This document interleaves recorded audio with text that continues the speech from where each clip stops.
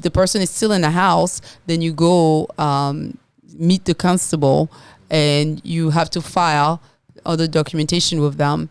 And so the constable will come to the house with you, help you open the door. You need to bring a contractor with you who can open the door and hopefully change the lock for you right away, and then get the tenant out. But you have to make sure all the belonging of the tenant, you can't just throw them out like that. You still will have to grant access to that tenant to have access to their stuff.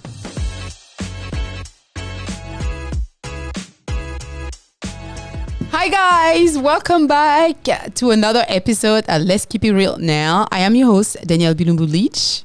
And I'm Abu Jabi with A&P Lending. How y'all doing? Great. How are you today? I'm good. I'm good. So today I wanted to talk about a subject that everybody like to have in their mind, like, ooh, I'm going to have investment property. I'm going to be a landlord. Everybody would like to be a landlord, and oftentimes people don't realize all the risk, all the work, everything that is taking place when you own a property, and you are responsible for that property when somebody else live inside. So I'm sure you heard some horror story. Have you heard some horror story about landlord? Yeah, there's definitely horror stories out there. When it comes to being a landlord and you having a tenant, it all depends on the type of tenant you have and what that tenant's going through. But yeah, there's always risk into anything. So let's start by the beginning. So in order for somebody to own a property and have it for rent, you have two ways pretty much when you own the house. So, and then you want to put it for rent. You can either already own the house, live inside, and then move out and then put somebody in there.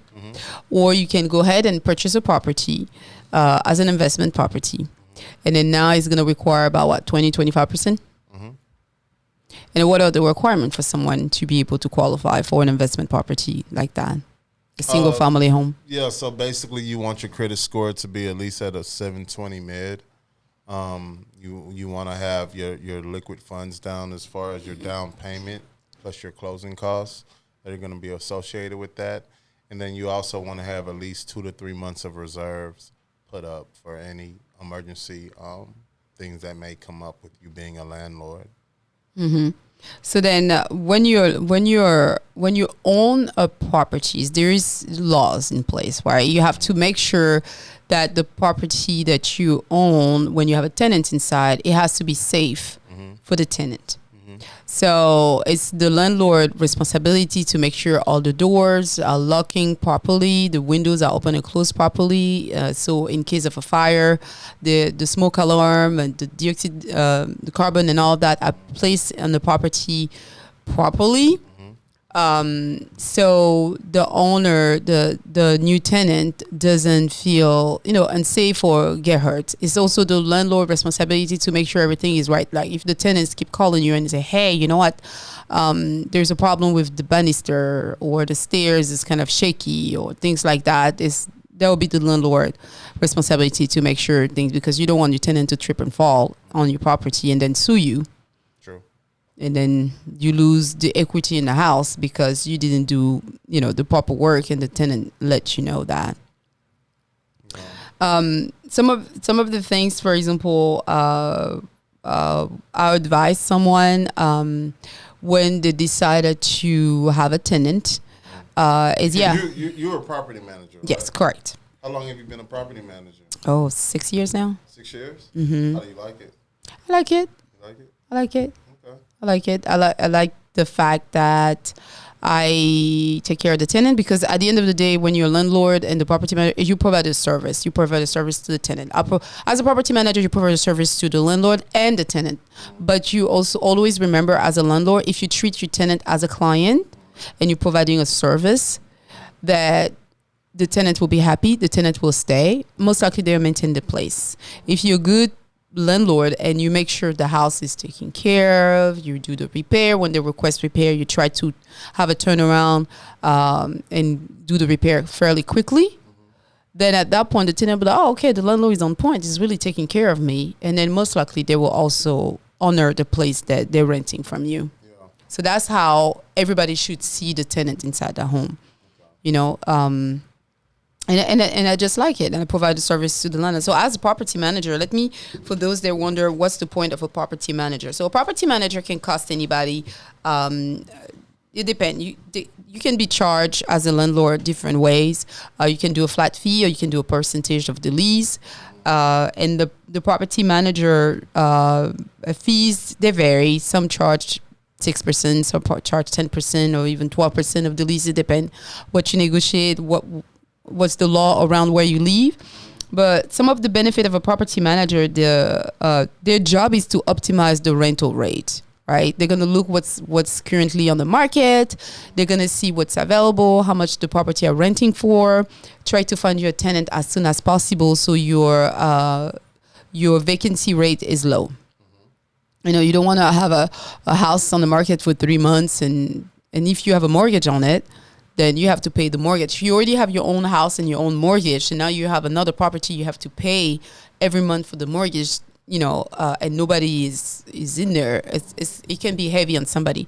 Most people, they have like 1 or 2 investment property, and the average owner make about 200 to maybe 300 in general on their rental. So if you have a mortgage on it and that month you don't receive it, you lose that profit, and it can be heavy on you. Also, the property manager will help you with tenant screening, and you will see exactly what's going on with the tenant. For me, in my company, when I do the tenant screening, that's my general rule. Earn 3 times the rent, no eviction, no criminal background, have decent... So y'all are doing background checks? I do background check. You're doing pulling credit, yep. All those things. Yeah, I do background check. I pull my team and I, we pull the credit, and we do an analysis of that person if they could be feasible. We look at their employment, how stable are they working, are they hopping job to job for the last 5 years, how many jobs do they have, for example, for the last 5 years, how many places they leave. Sometimes it's understandable. If you're a military person, you move all the time, yes. If you have a type of job that make you move all the time, okay.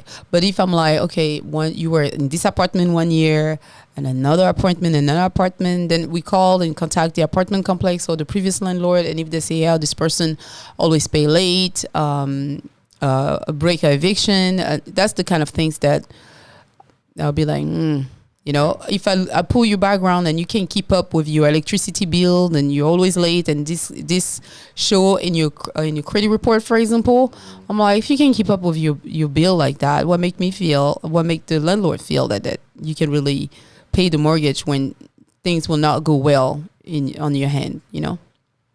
And then also a property manager will help with property maintenance and repair. The landlord, and when you have a property manager, depending which type of service that you want your property manager to do, some will do all of them, some will do just some, a little bit.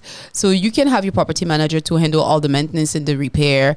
They may have their own team, or you may have your team as a landlord, and then the property manager will contact your team to do the repair if you already negotiate a specific pricing. One of the things I oftentimes advise my landlord is to have a home warranty, and then maybe have the tenant to pay the service fee they charge you when the maintenance person is to come. So let's say, for example, you have a home warranty and they say you need to pay $125 every single time you call somebody out. Some of the repair are included in your contract with your home warranty. So really read it in detail and see what's covered under your home warranty. And then so the tenant can be responsible to pay for that. You know, you live in a house, you know, the AC doesn't work. You're the one using it, so pay the service fee, and then the maintenance people will come. If it's something major, the landlord can take care of it. But if it's something little and cover, you know, as a landlord, you don't have to worry about it because the home warranty will take care of it. They take care of some plumbing issue. They may take care of some electrical issue and appliances that will help. But sometimes the microwave may not work, and it's just a little piece that needs to be fixed instead of you buying a brand new microwave. Because if you have a microwave on the property, most likely as a landlord, you will have to repair it, maintain it, or replace it. The fridge or the dishwasher, things like that, you'll be responsible for it. So as for appliances, sometimes somebody asks me, do I need to have a fridge, a washer and dryer? No, you don't. You need to have the necessary. You don't have to have all appliances, but in Houston, it's customary to have the dishwasher, the range, the oven, and sometimes the microwave, depending if it's mounted or not in the kitchen. But the fridge and the washer and dryer is not necessarily required, but it will get you a little bit more money and faster tenant if you have the fridge included. And then the washer and dryer, oftentimes people have their own. And then also the property manager, I already talked about your vacancy. And then also as a property owner, you don't have to worry about it. Somebody's just taking care of everything for you, and you just collect the check. Yeah. So that's good to have a property manager. And then if there is any issue all the time, awkward time, you're on vacation, you don't have to worry about it. You don't have to call the maintenance people, and the property manager should be able to come and check on the property for you from time to time. So typically with a property manager, like, are y'all getting paid a percentage of the rent, or how does that negotiation goes as far as the pay for the property manager? So it depends. Some people, they like a percentage. Some property management, they will charge you a percentage. It can be 5%, 6%, 10%, 12% of the lease. And they can charge you when the property is occupied or vacant. Okay. It depends, or you can charge it a flat fee. Okay, they may charge you $100, $200, a flat fee, and that's it. So this is negotiated between landlord and property manager. And then make sure you check, if you out there and you're looking for property manager, make sure you check all of that. You check their relationship as far as maintenance. You check their current tenant and previous landlord and current landlord. What's the relationship? What's the work? And also the property manager, you are in charge of accounting. You should be able to do the accounting for the landlord, provide them the 1099 at the end of the year. You have to provide them a monthly statement of what's going on as far as expenses and income. You can give them up to a certain amount as a landlord to your property manager as far how much they can spend. So maybe you give them a reserve money. Let's say you're a landlord and you're not here in Texas, and you can give them maybe $500 to $1,000 to $3,000 money reserve, and then they can dig into that when there's some maintenance and repair that needs to be done on the property.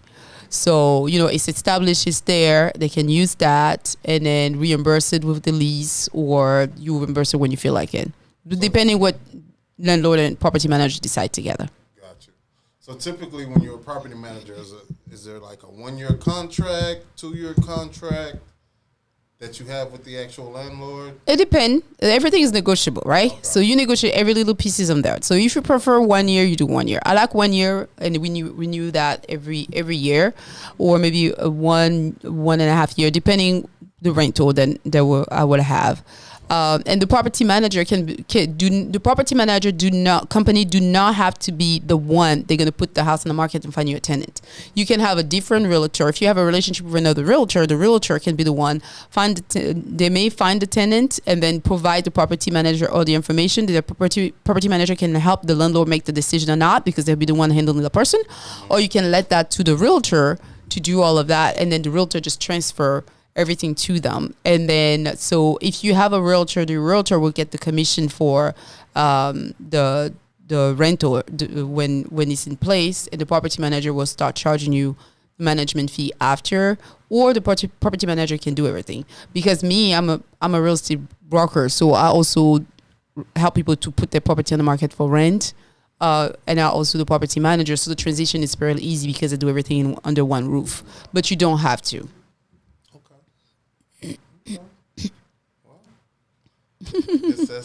That's everything in a note when it comes to a property manager. But as for the tenants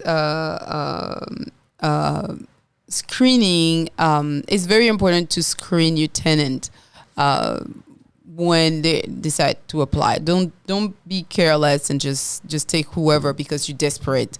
Because when the person enter the house and he's under contract, to evict them, it's hard. But it's not as hard as some state. Texas is good. Texas is more pro-landlord versus other places.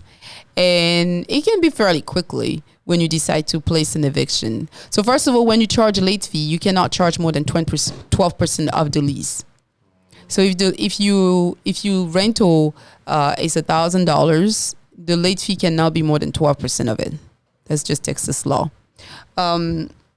And then if, for example, the tenant is being late, you can have a process with your property management manager, or the landlord can make a decision. You can tell them, hey, if the person, or it's just yourself, if you have a tenant who's been in the house and you give them maybe, typically most contract, they give 1 to 5 days to pay the rent. They're supposed to pay on the first, but they go up to, some people do 5 days, some people do 3 days or 2 days grace period, because sometimes the weekend is in the middle of it, or holidays, to pay the rent. And then if the person doesn't pay that, then you start charging the late fee. But some people, they like to wait. A lot of landlords, they have no idea that they can just go ahead and file. But I think a good number of days to give a break for the tenants is maybe 10 days maximum. Like after 10 days, the tenant doesn't call you, the tenant doesn't text you and let you know, hey, I'm having some difficulties, I can't pay. Yeah. At this point, I'll be like, hey, what's up? And start having a conversation like, what's going on? As a tenant, and just like in anything, if you're in trouble and you have a problem, just tell the people what's going on in your life. It's okay. Things happen to everybody. Sometimes you have it, sometimes you don't. Sometimes you have a job and all of a sudden you lose it. And then the landlords are just like anybody else. They're human. They're not just hardcore people, and they just want to know what's going on because they have a mortgage oftentimes. Most homes have a mortgage in America. And then even if they don't have a mortgage, they still have to pay taxes on it. There's always something you need to take care and pay every month. And some landlord, they use that as their retirement money. So when that month you didn't pay that $1,400 they're supposed to receive, it's the $1,400 they can't be without, because that's their retirement money. So just like anything, just give them a call and say, hey, I have a delay. Always keep an open communication. But then as a landlord, if you need to evict somebody, so here's a step. Once again, I'm not a lawyer. Just giving you my opinion. How I think things you should be doing, but you should give the tenant here in Texas the 3 days notice to pay rent or vacate. And then you have to make sure you give them in written, because some judge will, if you send it in an email and all your communication with a tenant was an email and it's not necessarily specified in a lease agreement that the email is in there, you can be in trouble when you go in front of the judge, because they say, have you give them the proper note for eviction, the 3 days to vacate? And if you say yes, and then they'll ask you, how did you provide that to the tenant? You say, I sent an email, and then the lease doesn't have that. The email is acknowledged by all parties to use. Your file can be thrown up and dismissed. So always make sure you would give that in written. So what I do, I send a letter to the house with tracking. Then I send an email. Then I also drop the letter at the door. So there is no way you can say you never receive it. I find all kind of way to get it to the tenant. So after, when your 3 days comes in, day 4, if the tenant still didn't either return the key to you or pay the rent, because that's what you asked them, then you can go to court with that proof and file. And then when you file, be careful when filing. Make sure, first, it's better to have a written agreement versus a verbal agreement, because the judge like to go by the written agreement. But if you have a verbal agreement and you have proof to show that this person has been living in your home and you have a communication with them, they've been renting the place for a very long time, and then the lease is established, this is how much we agree, that will be fine. You can go, but it's always better and safer to have a lease agreement lining all the term. Once again, I'm not a lawyer. Consult with your lawyer, okay? But it would be good to provide the copy to the judge, and the judge will go through it. But when you file, always file. Make sure you put the correct name that is on the lease. Let's say, for example, I know you as Smooch. I'm just throwing out a name. I know you as Smooch, and we always talk Smooch, Smooch, Smooch, Smooch, and I go file, but I never had the copy of your ID. Because some people do that. They post the things on Zillow. They find somebody and then they don't get all the proper documentation. They're not sure who's there. They use the online lease agreement that those online company provide, which are not complete, which are not necessarily safe, and you don't necessarily get the copy of the ID who's living in your home. You think it's only one person, but it's actually 5 people living in there. But if you don't have the proper name, and then you don't put the name that is on the lease agreement, the judge can throw out your thing because say you put Smooch, but this person real name is, I don't know, it's Abu Jabi, right? It can be thrown out, and then you have to refile, start everything from zero, right? It's better to have a lawyer that can take care of that for you, or have a property manager who knows how to do that for you. But versus try to do on your own. And then after you file for eviction, it takes about typically 2 weeks for you to appear in court. So the court will serve that person that you file and you against them, and then you come about 2 weeks after you'll be coming at the courthouse in front of the judge. Oftentimes, I've seen when I go there, oftentimes most tenants don't show up. A lot of tenants do not show up. So by default, the landlord win, and the judge will grant them the eviction, but you still have to wait a little bit because the judge will give another 7 days for the tenant to move out because they're going to serve them, and they let them know you have 7 days to vacate, or they also give them the option to appeal if they don't agree with it. And then if they appeal, it's the same thing. You have to provide proof and all that, but most people just stay at that first level. And then if if the person is still in the house, then you go meet the constable, and you have to file other documentation with them.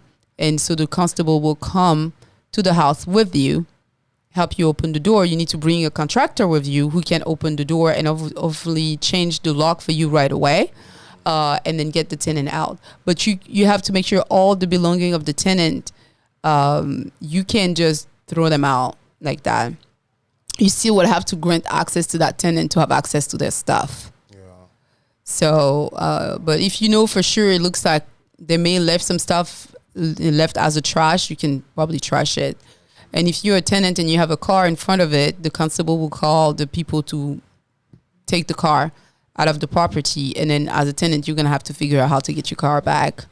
But yeah, so that's pretty much the eviction process is simple, but make sure when you go to court you bring all your proof, the email text exchanges, and if you have if you sign if you don't want to go to court and you have a property manager, make sure you have an agreement or saying that you allowed the property manager to represent you and things of that nature. As for maintenance, what I oftentimes advise the landlord is try to have general maintenance taken care. So right now we had a lot of weather issue lately. I would suggest all my landlord, hey, contact a roofer, get a free estimate to check on your roof, and if there is any elevated shingle, because you don't want to have the property now has water penetration after. For the AC, usually before the summer start and before the winter start, I get the HVAC system checked. I advise them. Yeah, some home warranty will cover that. But if not, it doesn't cost that much. Some HVAC company will come and do it for $80 or $150. They will check on you. This is big things to take care of. If you have a pool, I probably can have the pump and all that taken care of. Walk the property at least every 2 to 3 months, just to see how things going, any maintenance issues. Sometimes the tenant, they don't have time to call the landlord and be dealing with contractor, or they're scared of the landlord, or they just don't want to talk to you, and they're not going to report the issue. You don't be coming there, the tenant moved out, and you realize it was a massive, that's what happened to one of my clients. I was not managing her property, but the tenant was there, and she has a massive leak under the sink. She never reported it. She never complaining about it. Under the sink, it was dark, black, crazy, nasty, mold everywhere, which messed up a good portion of the kitchen. So she has to redo the whole thing. And then the deposit didn't cover the amount. The $2,000 deposit didn't cover the whole section of that kitchen that she has to redo, right? So true, you keep the deposit, but you can sue. You have to sue the person in the civil court to refund you for the expense that you put in the house. But sometimes it is not enough to cover the expense. So checking on your property often is very important. What are you waiting for? How many properties you think you're gonna buy now? 10. Maximum, right? 10. Okay. And then so how to find a tenant, you know, I think the best route to me, I believe, is through a real estate agent. Yeah. Because and to make sure they know what they're doing. They will be able to advise you and check how many property this real estate agent on the rental side do every year, so they have an understanding and know how tenants work and how to screen them. You can be friends and family, but be careful. Friends and family still have a written agreement. You can go on social media. You can do the advertisement yourself. You can post the property yourself and get it and find your own tenant. All right, guys. So hopefully you learned a little bit more about property management, and that you have a little bit more clear understanding how to find a tenant, how to screen them, how eviction works, what's some of the things that you really need for yourself. And then just give us a call if you have any questions. So if you want to know how much money you need to put down and how to start to purchase a property, Abu is right there to help you with that part. And if you need to fund the property, reach out to me. If you need a property manager, my team and I, we are here to help you. Thank you so much for watching. We'll see you next time.